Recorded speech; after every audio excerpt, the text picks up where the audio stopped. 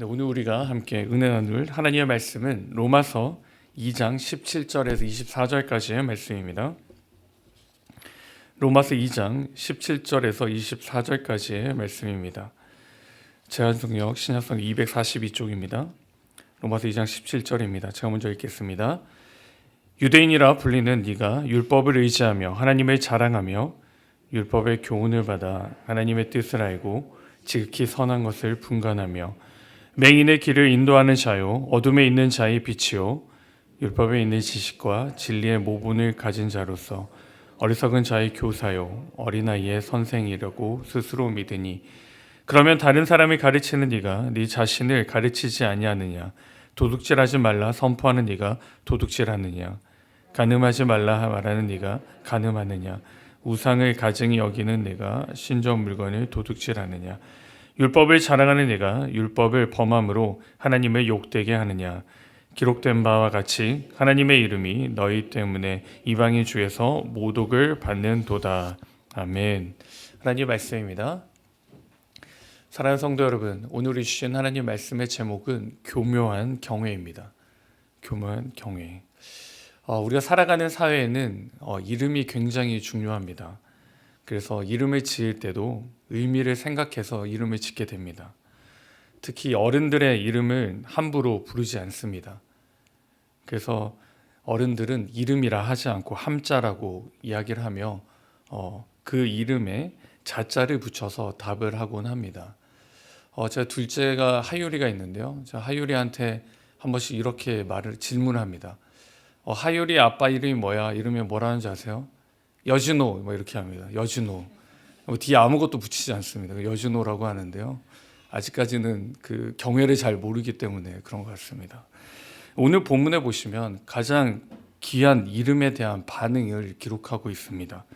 본문 17절에 보시면 유대인에게만 허락되고 받은 한 가지가 있습니다. 바로 율법입니다. 이 율법은 하나님께서 이스라엘 백성들, 그 유대인들에게 주신 것이고 그렇기에 굉장히 특별하며 굉장히 큰 의미를 가집니다. 이것을 통해 그들이 하나님을 자랑합니다. 이들은 율법을 의지하여서 자랑합니다. 즉 무슨 말일까요? 율법을 가지고 있는 것을 자랑하는 겁니다. 이 말은 생명과 구원에 대한 기대를 이 율법의 소유함으로 내가 율법을 가짐으로 우리가 율법을 가지고 있기 때문에 구원에 이른다라고 이렇게 자랑하고 있는 것입니다. 따라서 율법 안에 거하는 것이 아니라 율법을 의지하면서 살아가는 자들입니다. 이 율법으로 하나님을 자랑한다라고 말하는데요. 이것은 긍정적인 의미에서 자랑을 말하는 게 아닙니다. 하나님이 너무 위대하시고 하나님이 너무 대단하시기 때문에 자랑하는 게 아니라 그들이 자신들은 하나님을, 유일하신 하나님, 전지전능하신 하나님, 거룩하신 여호와 하나님을 알고 섬기는 것을 자랑하는 겁니다. 즉 하나님을 자랑하는 것이 아니라 우리가 이렇게 믿는다는 것을 자랑하는 겁니다. 전제가 달라지죠. 전제가 달라졌습니다. 어떠한 하나님을 자랑하는 것이 아니라 내가 믿고 있는 것을 자랑하고 있습니다. 이런 그들에게 문제가 발생합니다. 21절인데요. 그러면 다른 사람을 가르치는 네가 네 자신은 가르치지 아니하느냐 도둑질하지 말라 선포하는 네가 도둑질하느냐라고 말씀합니다. 그들은 다른 사람을 가르치면서 자신을 가르치지 않습니다. 선과 악을 분별하고 바른 것을 가르치고 요구함에도 불구하고 그들 자신에게는 그것들을 요구하지 않고 확인하지 않습니다. 일반적으로 볼 때 이 유대인들은 굉장히 올바르고 곧고 바르게 믿음 생활하는 것처럼 보입니다. 그들은 하나님의 이름을 높이는 것처럼 보이고 하나님을 경외하는 것처럼 보입니다. 그런데 실상은 전혀 그렇지 못했습니다. 그들의 삶은 어떻습니까? 영적 위선자들의 삶입니다. 그들은 자신의 말과 행동이 전혀 다르게 살아가는 사람들입니다. 말은 율법대로 살아야 되고 말은 율법을 지켜야 되고 말은 율법대로 행하는 것처럼 말하지만 말만 바르게 믿고 말만 바르게 행동하는 사람들이었습니다. 그들의 삶에는 전혀 율법의 열매와 말씀의 열매가 보이지 않는 것입니다. 이들의 이런 행동은 어떤 결과로 나가게 됩니까? 23절에 보시면 하나님을 욕되게 했다라고 말합니다. 이 바울은 이것을 이사야 말씀에서 인용했는데요. 이사야 52장 5절입니다. 그러므로 이제 여호와께서 말씀하시되 내 백성이 까닭이 없이 잡혀갔으니 내가 여기서 어떻게 하랴. 여호와께서 말씀하시되 그들을 관한하는 자들이 떠들며 내 이름을 항상 종일토록 더럽히도다 라고 말씀합니다.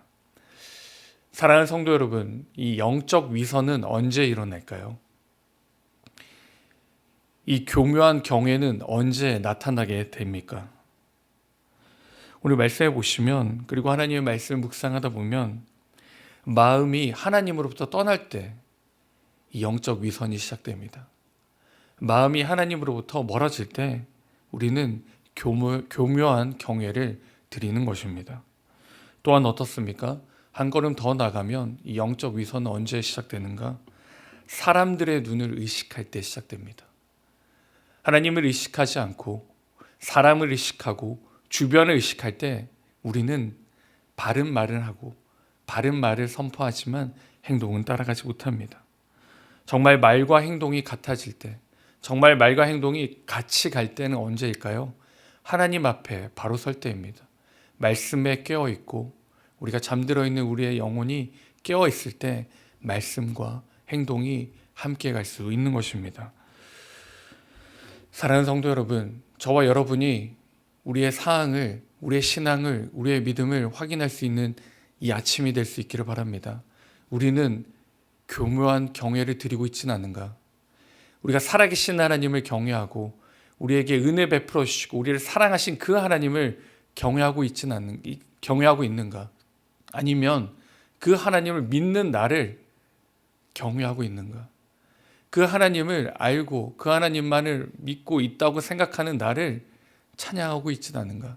더 나아가서 주변 사람들의 신경하고 주변 사람들의 신경을 써서 내가 말과 행동을 다르게 하고 있지는 않는가? 이 아침에 우리가 꼭 확인할 수 있는 시간이 되기를 주님의 이름으로 축복합니다. 그러므로 교묘한 경외가 아닌 진정한 경외를 드리시는 저와 여러분, 그리고 정말 영적인 침체가 아닌, 영적인 바로 위선자들이 아닌 영적인 하나님의 기뻐하시는 사람들이 그 삶이 오늘 이 아침에 저와 여러분의 삶이 될 수 있기를 주님의 이름으로 축복합니다. 신령과 진정으로 오늘 하루도 하나님 앞에서 살아가시는 저와 우리 모두가 될 수 있기를 주님의 이름으로 축원드립니다. 아멘. 같이 기도하겠습니다. 하나님 아버지, 오늘도 우리에게 하루를 주심에 감사드립니다. 하나님, 이 모든 것들이 하나님의 은혜이고 이 모든 것들이 하나님의 역사임을 고백하지만 하나님, 우리가 정말 진정으로 하나님을 경외하고 진정으로 하나님을 선포하며 진정으로 하나님을 사랑하고 살아가고 있는지를 하나님 이 시간 다시 한번 확인하게 하여 주시옵소서. 혹 우리가 주변에 신경을 쓰고 또 하나님과 멀어져서 교묘하게 하나님을 경외한다고 하고 교묘하게 하나님을 찬양하고 있지는 않은지 이 시간 혹시나 우리가 그러고 있다면 회개함으로 나가게 하여 주시옵소서. 우리가 신령과 진정으로 하나님 옆에 서기 원합니다. 말씀을 붙들고 서기 원합니다. 그러므로 우리의 삶이 위선이 아닌 진심이 되게 하시고 위선이 아닌 진정이 될 수 있도록 주님 함께하여 주시옵소서. 오늘도 그렇게 인도하실 하나님을 찬양합니다. 감사드렸고 이 모든 말씀 우리 주 예수 그리스도의 이름으로 기도드립니다. 아멘. 우리 받은 말씀을 가지고 같이 기도하실 때 하나님, 우리가 먼저 우리 영적 위선에 빠지지 않도록 주님 우리를 긍휼을 베풀어 주시옵소서. 우리가 잠들어 있지 않게 하시고 늘 깨어 있을 수 있도록 주님 우리를 주관하여 주시옵소서라고 같이 기도하시고, 두 번째로는 하나님, 오늘 이렇게 주신 복된 하루를 온전히 하나님께 겸손히 엎드려지게 하여 주시옵소서. 그러므로 온전히 우리의 삶 가운데 하나님만을 경외하는 복된 삶이 될 수 있도록 주님 역사하여 주시옵소서라고 같이 기도하시고 각자의 기도 제목 가지고 하나님께 나아가시겠습니다. 같이 기도드리겠습니다.